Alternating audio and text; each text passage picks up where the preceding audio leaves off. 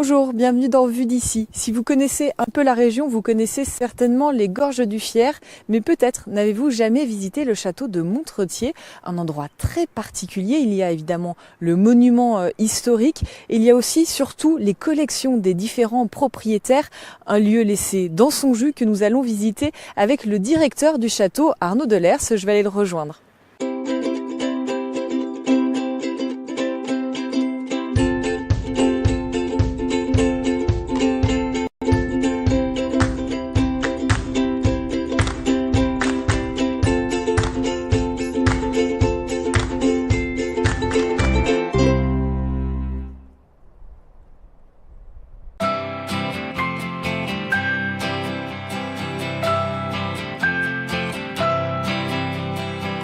I've got so much to work these days. I think I'm not going my way. And when it's going to explode, I've got a call that's on the phone. Hey, Bonjour, Bonjour Fanette, merci de nous accueillir au château de Montretier, bienvenue dans mon humble demeure. votre humble demeure. Alors par quoi on va commencer ? Je vais vous emmener dans une des plus belles et des plus vastes salles du château de Montretier, la salle des Chevaliers, qui est une salle très ancienne qui remonte pour sa structure au XIVe siècle et qui plaît tout particulièrement aux visiteurs du château parce que c'est une salle meublée avec des armes, avec du mobilier évidemment et de très belles tapisseries. Donc je vous invite à me suivre. Je vous suis.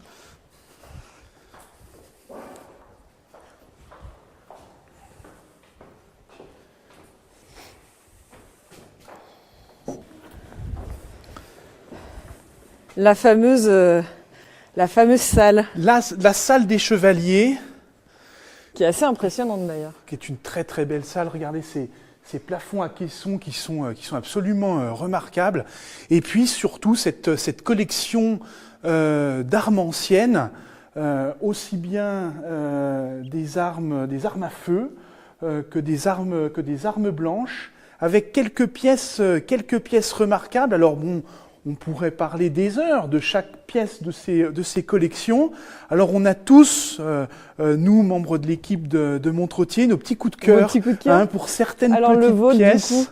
Alors moi j'en ai deux, Alors, à vrai allez-y. dire. Alors elles sont sensiblement au même endroit, je vais vous les montrer. Mon premier coup de cœur de cette salle, ce sera pour cette défense de licorne. Car Montretier peut s'enorgueillir de posséder dans ses collections une défense de licorne. Rien que ça. Rien que ça. Alors évidemment, bon, faut casser un peu le mythe. Non, même pour les petits chevaliers, les petites princesses, non, malheureusement les licornes n'existent pas. Mais c'est une défense de narval. Voilà, l'incisive là, on exactement voit je vais filmer de ce mammifère marin. Et c'était un objet qui était très prisé. On attribuait à la défense de licorne toutes sortes de vertus. Et une des vertus les plus importantes était de prévenir l'usage du poison. D'accord. Donc dans ces grandes demeures, où on est un petit peu dans Game of Thrones.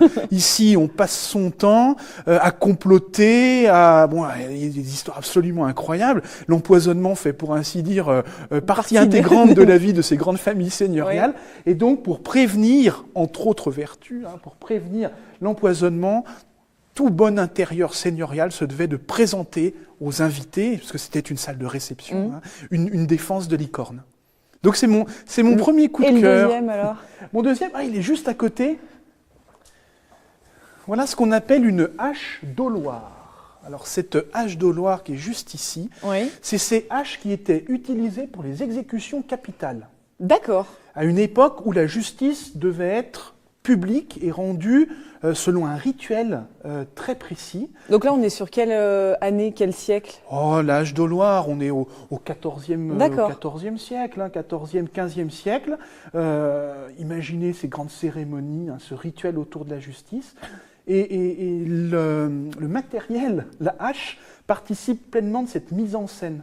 Parce qu'il s'agit d'éduquer par une sorte de liturgie, comme à l'église, hein, pareil. Il s'agit d'éduquer la population, une population qui en principe n'a pas accès à la lecture, à l'écriture, et donc on ne peut éduquer au sujet du bien et du mal, pour aller très vite, qu'en mettant en scène de manière vraiment très spectaculaire, notamment la justice. Et cette hache de Loire répond tout à fait, on imagine, hein, vous voyez comment le bourreau pouvait tenir ce genre d'objet, c'est assez effrayant.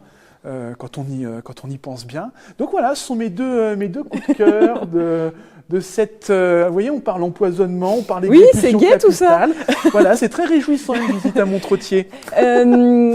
Pendant qu'on est dans cette salle qui est assez forte, où on sent beaucoup d'histoire, etc., le château de Montretier, il a eu plusieurs vies, je suppose. Il y a les bâtiments qui ont plusieurs... si on pouvait compter l'histoire du château de Montretier en 2-3 phrases. Oh. C'est l'histoire, c'est l'histoire de la surveillance d'un passage stratégique. Passage stratégique des Gorges du Fier, sur une route stratégique qui est celle menant de Chambéry à Genève. Et on construit Montretier à une époque, on est en plein cœur du Moyen-Âge, hein, on est au XIIe siècle, à une époque où on a besoin de contrôler le territoire.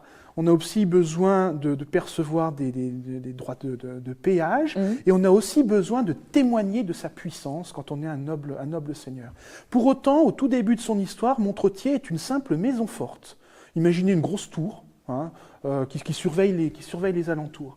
Et puis, au fur et à mesure de son histoire, Montretier va s'agrandir, et c'est surtout au XVe siècle que l'un des propriétaires, c'est un Menton, décide pour vraiment témoigner de sa puissance. C'est un grand personnage, ce Menton. On dirait aujourd'hui, c'est un grand commis de l'État. C'est un ambassadeur au service des ducs de Savoie. Et il s'agit de témoigner un peu de cette réussite familiale, notamment en construisant cet immense donjon qui est au milieu de la cour. En plus, c'est un donjon qui ne sert à rien. Parce qu'un donjon c'est juste pour le luxe d'être vu. Absolument. Tout à fait, c'est ça. C'est un donjon qui n'a aucune utilité militaire, sinon d'être une sorte, on dirait aujourd'hui, un signe extérieur de puissance. Voilà.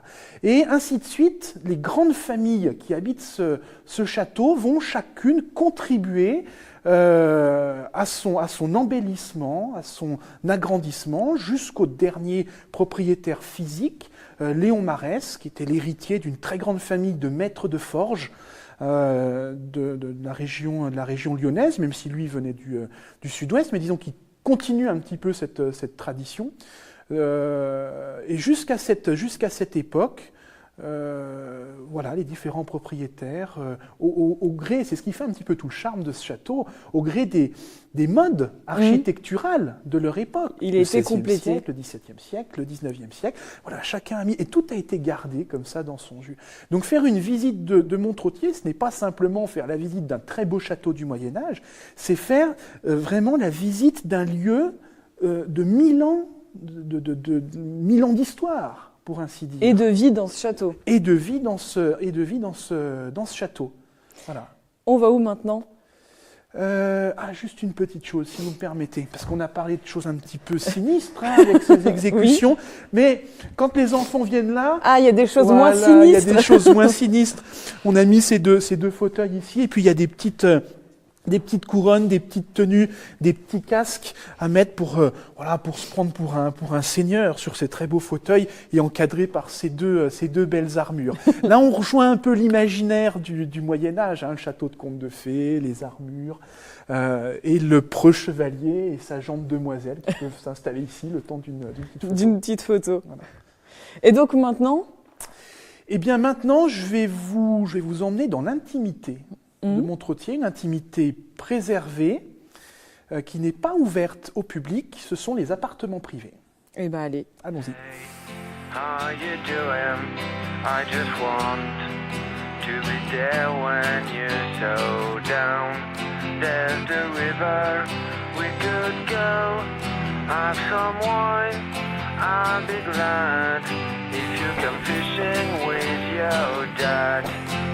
Donc là, on arrive dans un autre endroit assez incroyable, mais changement d'ambiance. Changement d'ambiance complet. Alors, on est où là ? Là, nous sommes dans le bureau Nous sommes au cœur des appartements privés. Nous sommes vraiment dans l'intimité d'une famille de la grande bourgeoisie de la fin du 19e siècle. Et au-delà de ça, on a en fait franchi une porte temporelle, une porte du temps. Parce que tout le mobilier, l'ambiance, et même malheureusement pour les téléspectateurs, ils n'auront pas accès à ça, les odeurs, tout participe vraiment à ce voyage dans le temps que ces appartements privés procurent. En 1916, la pièce était exactement comme elle est aujourd'hui. Les collections reflètent les goûts très éclectiques d'ailleurs de ces collectionneurs, cette famille frère Jean, poursuivi par Léon Marès, le dernier propriétaire, des gens d'un goût certain, qui aimaient les belles choses, avec effectivement un goût très éclectique. Avec beaucoup de choses. C'était pas très feng shui comme ambiance, si je peux me permettre. Non. Il s'agit aussi, un petit peu à la manière de Pierre de Menton, dont nous avons parlé. Quand on invite quelqu'un ici, il s'agit aussi de témoigner, même au XIXe siècle, au début du XXe siècle, d'une certaine forme d'aisance financière. Et cette profusion, effectivement, d'œuvres et de bibelots participe de cette mise en scène, cette nouvelle mise en scène destinée aux personnes qui fréquentent cette pièce, ce bureau. Il a tout le temps été habité, le château. Là, on est dans la disposition du dernier propriétaire en 1916, mais il y a tout le temps eu des habitants au château de Montrottier. Jusqu'en 1916, oui, absolument. Il y a toujours eu des gens qui ont vécu ici. Et ces appartements privés étaient d'ailleurs assez peu accessibles, même aux visiteurs. Nous sommes ici vraiment dans la partie réservée à la famille et à un cercle très très restreint d'intimes.